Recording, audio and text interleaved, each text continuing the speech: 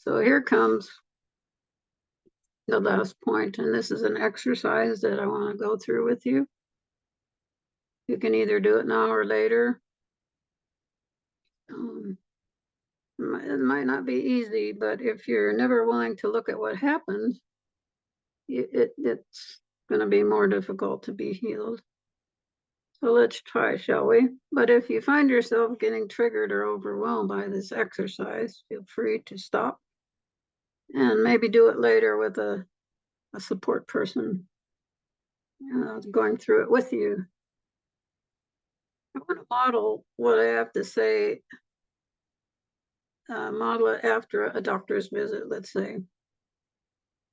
What does the doctor or the nurse usually ask you? First of all, what happened?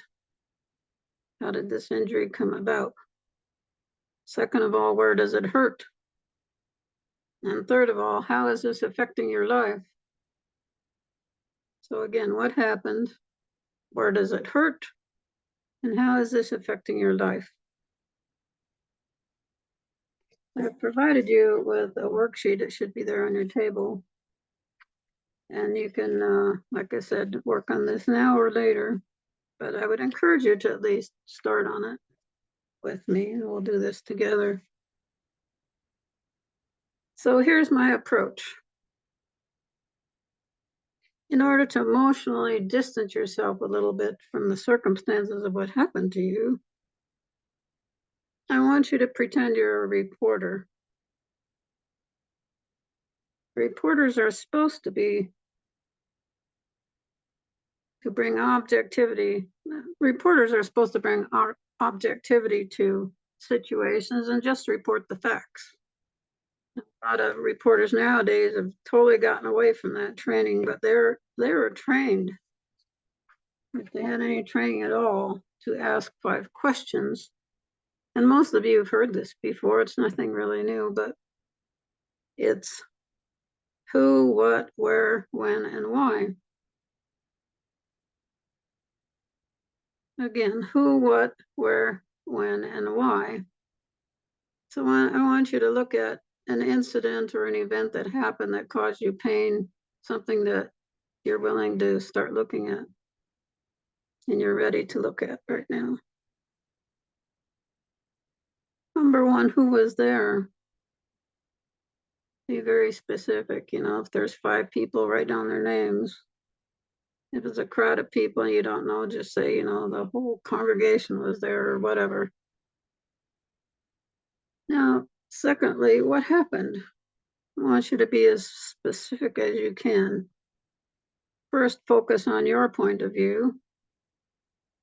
And then if possible, I want you to consider the point of view of the other people that were involved in this incident.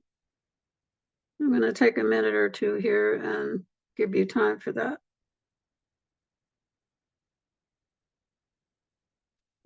I want you to write down where this happened. What was the setting?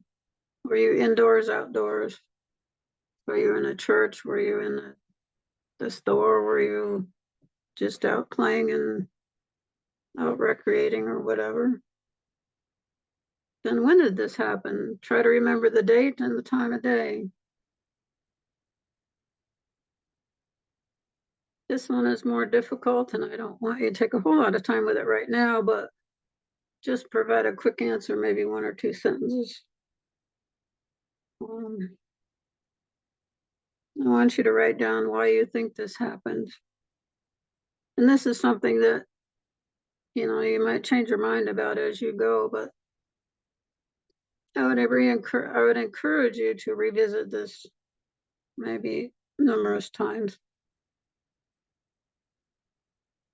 Now turn your paper over and answer a few more questions. Number 1 is, what else was going on in your life at the time of this event? I ask this because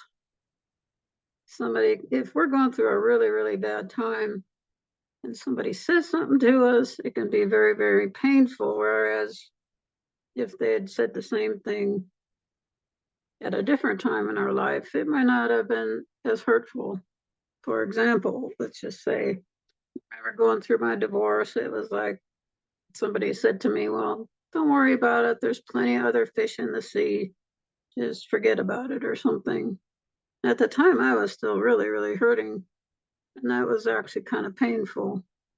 But if they'd said that like 5 years later, whatever, and said, you know, Connie, there's plenty of other fish in the sea. Go find another one. Go catch another one, right? It would have hit me a lot differently. So I want you to kind of put this in the context of your life at the moment. Were you having a great time in life, or were you just sailing along, everything was great, or were you going through a really, really terrible time? Secondly, did you tell anybody about this incident? And if so, what was their reaction? So often people's reactions can be as hurtful as the incident itself. You know, you've talked before about abuse victims who say, you know, that person never said anything while this was happening.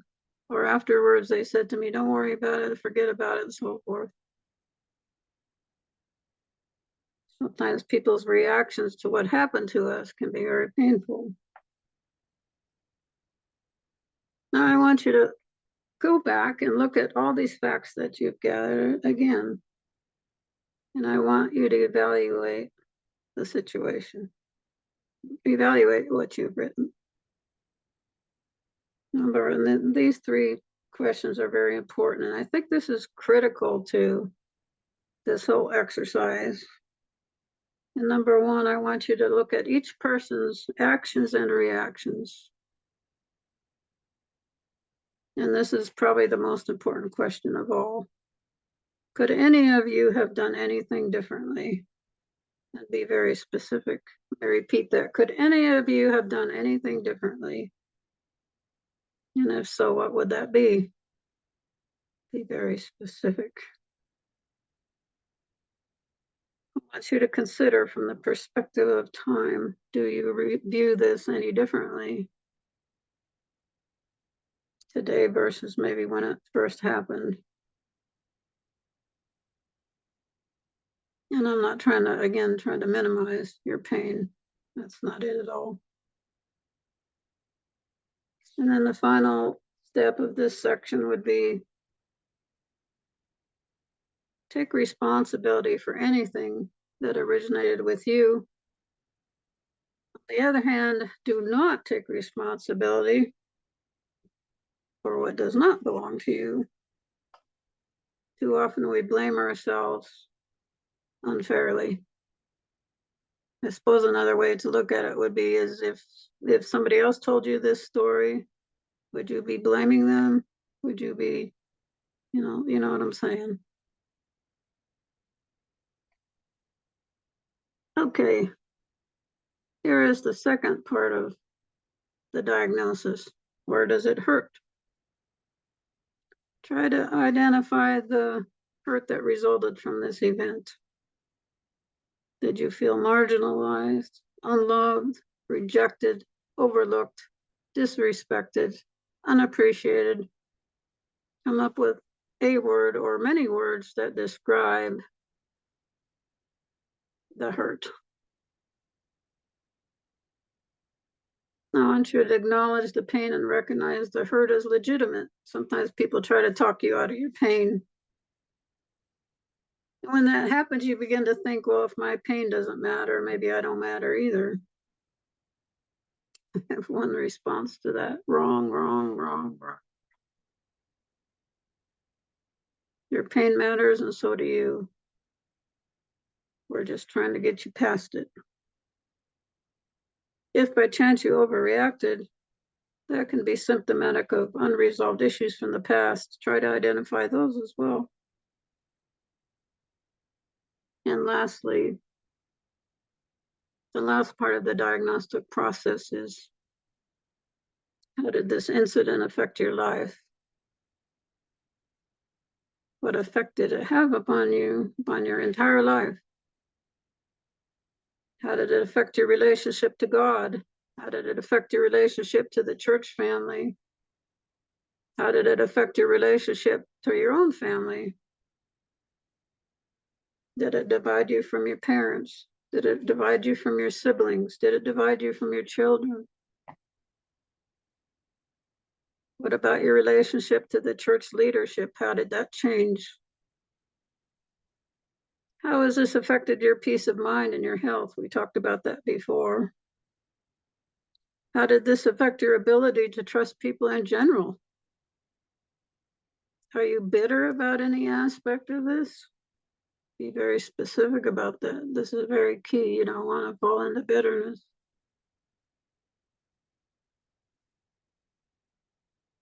So once you've completed this diagnostic exercise, you have a much clearer picture of what happened, where it hurts, and how it affected you.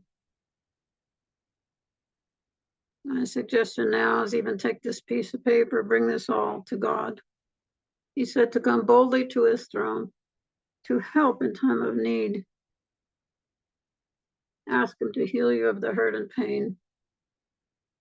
Ask him what the next step is for you. If you need help, seek counsel from those you can truly trust. In closing, I'd like to say this. There is so much more to share, but time does not allow me to do so.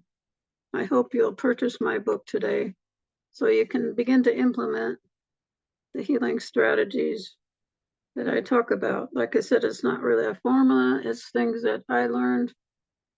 It's things that were foundational. I think they'll be very helpful to you. I'll be happy to autograph your book. And if you so desire, I could say a quick prayer with you. Again, I want you to remember that God loves you and he wants to heal your broken heart. You deserve to be free of this misery and pain, so let him help you. Your best revenge is to become the leader you're waiting for. You are uniquely and wonderfully made. The church and the world need what you have to offer. You deserve to be free and to be able to say, I am wounded no more. May God bless you in your healing journey. Thank you.